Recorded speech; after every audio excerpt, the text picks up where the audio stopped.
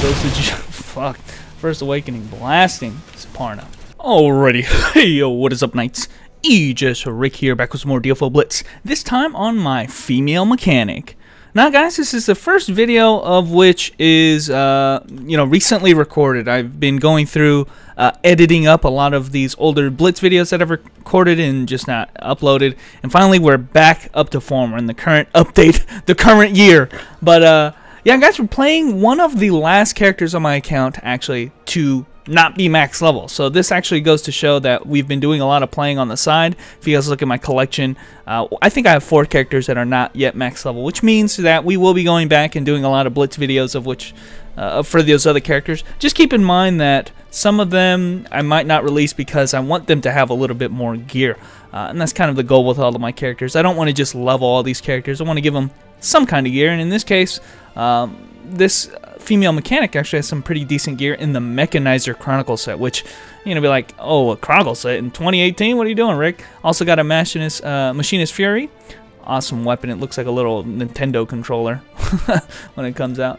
And, you know, pretty cool avatar set as well. So, yeah, you might figure, oh, the Chronicle set, what are you doing, Rick? Well, there are still some classes out there which can utilize the Chronicle set pretty well. And I'm going to be showing the female mechanic in this video. And in the next video, we'll definitely look over the male mechanic, which is in yet another Chronicle set, which kind of dictates how the two classes play, okay? As we jump into dungeon here, level 89, only got like, you know, a little bit of percentage left. We're almost there, baby. But like I was saying, I've picked up the Chronicle sets of which dictate how the classes want to play, and how this class wants to play is using the G series. Now, if you don't know what the G series is, if you don't play a mechanic or something like that, G series is basically those little the little summons that are behind me. Right here is just a regular G1 Corona. It just shoots this little shot. You've probably seen this in like the TOD where there's 2 of them and they just blast you and hit stun you like crazy. You don't really use this though. Most of the time what you're going to be seeing me is use the Raptors, because what they do is they spawn those little guys that just laser on top of guys, just do deeps. And with the Mechanizer set, it makes it so the deeps is pretty sizable enough to kill these trash mobs even at this level. So, and then the last one is actually the Rolling Thunder right here, which I can use to do a huge burst move. And with the Second Awakening, you'll notice the gameplay is not really as smooth as this right now. Or, excuse me, when you're in your First Awakening, when you start playing the female mechanic, she's not going to be anywhere near this smooth to actually play as we dump our Second Awakening. I really like that because it allows me to keep deep-seeing while I put it down. There's like a Gundam that comes out, but yeah, it's not going to be as smooth. I would say the Second Awakening for both mechanics, both the female and even more so the male mechanic, makes this their focus, which again, like I said, for the female mechanic is the G series. It makes their focus even much more powerful. Before the Second Awakening, you have like a cooldown while you're alternating between the two. Now you have no cooldown. You can literally just keep switching between all of them, and you're going to be you know, you'll have free reign to do that. So if you want to use the Rolling Thunder as a nice burst move, you'll always have it available. Just switch to it, boom, switch back, and just like that. So it makes it really smooth. My guess is you're never going to switch to the regular G1 Corona, but you will switch between the Raptors and the Rolling Thunder, no doubt. So you kind of have to as well. That's kind of one of the things about the gameplay, is that there is a timer on it. One of the worst things that you can do is have that timer run out, because basically now you have to recast the G1 Corona and start it all over again. So you don't want that to happen, obviously, as nothing eventful happened in that dungeon, but you definitely don't want it to time out like that, because if you do it early on, you won't have the G1 back, and basically you're going to be a sitting duck as you wait for the G1 to come back. Go ahead and pick up one of these EX. I always forget to use these damn things. So yeah, that's one thing. Also, you know, I just picked up that MP potion, or EXP potion. One thing you want to also do is pick up the Quest EXP potion from the or the Improved Growth potion, which is really nice because it boosts your Quest EXP as well. So the Quest EXP, at least in this level, in the high end game, is going to be what you get most of your levels from. You also get the Gale Force. This is kind of like the, you know, female version of Tempester. Everybody knows about fucking Tempester. Shuts up about Tempester, but.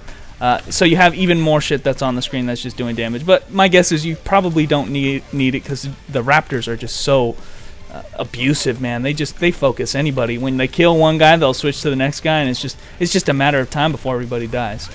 Just don't rely on it too much, because then you're going to be obviously, you know, losing the cooldown and fucking it all up. So that's one way to play. There's still a lot of other skills, like you can still put down the turrets. Turrets have like a freaking 2-second cooldown, so of course you can still put down the turrets. You have a new grouping skill. This is relatively new. I can't really tell you when, but you use basically it starts out as a big holding type move, and then after a few seconds or so, it actually groups up enemies. You also have the G1 or G4 frisbees, which are kind of like supplementary on top of the G series, so you can just have it as small damage over time to you know, burst down guys. Summoning the big robot this time. That's the first awakening. Boom. I really like the first awakening, actually both awakenings for these characters, because you can just kind of lay it down there, and like I said, you can keep moving while it's doing its damage. A lot of the awakenings in this game force you to actually do the attack, and so when that happens, you're actually holding yourself back in terms of the damage you could be doing, because you know, obviously you got to sit there and watch the animation. In this case, you can actually cast it one time and then, you know, do damage while it's fighting, you know, so I can still cast skills and shit, so, which is pretty nice. Call Gale Force again. So yeah, I mean, this is kind of the call to fame of this character. If you don't like the G series, if you don't appreciate it, I would say that the male mechanic is probably more up your alley. He will focus more on a lot of his other skills. This is the only class, in fact, I was looking at her TP skills. The G1 series is obviously a TP skill for this class. Almost missed the switch right there. And it costs 3 TP points per point. So it's like 15 points to get it to max level. So that's how much of a focus it is on this character. So I'm going to try to use the magnetic pull here. Here's the hold. After a few seconds, it groups them up into one location if you can't kill them outright right there. And it's a really nice setup. Also, the Sparrow Factory, this is kind of like you can get an additional burst type move. Instead of having the damage over time Sparrow Factory, you can get a burst type move. I don't believe I was like that back when I played this character in the past. So, and there goes the fuck. First Awakening blasting Saparna.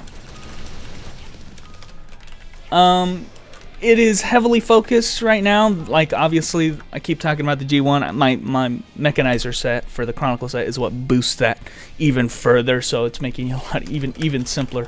But like I was saying about the Awakenings kind of defining this character, one other thing that came with the Awakening is the ability to boost up all of those G1 series that I'm talking about. So if I bring out the G1, I have move called the Overburst move, Overburst or something like that, and now it boosts it up even further. So G1 series, you know, Rolling Thunder gets 4 instead of the 3 burst type moves. Now I got 4 lasers instead of the 3. Even the frisbees, if I toss out the frisbees, there's now 4 frisbees. So let's just increase the damage more. Let's even focus even more on this. So obviously, you know, I would say it's kind of rare nowadays to have a limit over, is what it's called. It's kind of rare nowadays to have a buff like that. Most classes who had buffs like that, kind of like Elven Knight had a system that was just like that. They kind of made it more into passives, and not a lot of classes still retain that ability to kind of over burst their skills. I don't know if that's a good or bad thing, because, you know, in the case of Elven Knight, they actually made it a lot easier to maintain the buffs that came from that buff. They kind of retained it in passive form. So I don't know if that's really a great thing. It is something that I don't think is necessary, but it is a pretty sizable boost in damage, especially if you're using, you know, the Rolling Thunder and stuff like that. You can just burst down guys even harder. Frisbee has faster DPS. So, but thought it was kind of interesting that it still was something that this character had. So I think that's about all of the new stuff that we're going to be seeing out of this character. And when I say new, I mean within like 1 or 2 years ago, when they actually released the kind of changes to mechanic. There's not as many. I would say that the playstyle, from what I remember of this character when I made her way back when, is very, very similar. Aside from, you know, she got to hold magnetic, G1 magnetic. She got to hold, you know, she got the Second Awakening was pretty awesome, but, you know, aside from that, we haven't seen much changes. Where you will see a lot of the changes in the gameplay is the male mechanic. Oh my god, I can't wait to show that guy, because although, you know, this character is very powerful, we'll show with the male mechanic, he's much the same. He is equally as powerful and has a lot more setup involved. As I'm just kind of spamming here, I don't even know what I'm doing here. Yeah, get the Raptors on there, switch over to Rolling Thunder. Yeah, he has a lot more setup and potentially just as much AoE and potentially like the sickest burst in the game. It's kind of crazy, all the things he has. Whereas this character is more focused around the DPS kind of thing. If you're really strong with that, DPS is an important thing. We're getting Beast here pretty soon, and I don't know how well this character is. Actually, I don't know how well any character is in Beast, but I have heard that DPS is more important than the burst type meta. So it is nice to have characters still in this game that still have the ability to do a lot of DPS. Like I said, you won't have to rely on any cooldowns on this. It's just going to be doing damage over time. It's just constantly going to be doing damage. Same thing with the turrets. You know, you put out the Raptors, the Frisbees you throw out there constantly. Some of these skills just have no cooldown. They're just going to be active all the time. So it's really nice to have that. I couldn't tell you, like I said, whether or not it's going to be enough for Beast if you really gear one of these characters out. But there you go. I just lost the Corona, and now I embarrassed myself in front of all the female mechanics. Are like, oh, look at this fucking clown. Can't believe him. One thing about this character I think is odd. They're going to be changing this in the future with the Devil's Toy Box set, but basically she doesn't have a swap set. So what instead you see is green tainted completely across the board, and what the green tainted does is, unlike most other swaps of this type, is actually increase your int bonus directly. So this is going to be changed in the future, but right now this is one of the few characters. I would say gunners are among the type of characters. Only a few of the gunners actually don't have good or any chronicle sets. It's a very odd situation. Like, they were not designed correctly, although the characters in the game have decent chronicle sets and decent tainteds. Well, these characters kind of have to settle for tainteds. I mean, the Ranger's another case where he has a tainted set, but it's more effective than his chronicle set, but he has to have a certain level of it. It's just weird. The gunners are weird. They break the rules when it comes to the swap sets. In fact, as a spoiler, that's going to be the next video that I kind of talk about. Next guide video that I'm going to be working on. It's long. I've talked about this in the past. It's really long. It's like 10 pages long.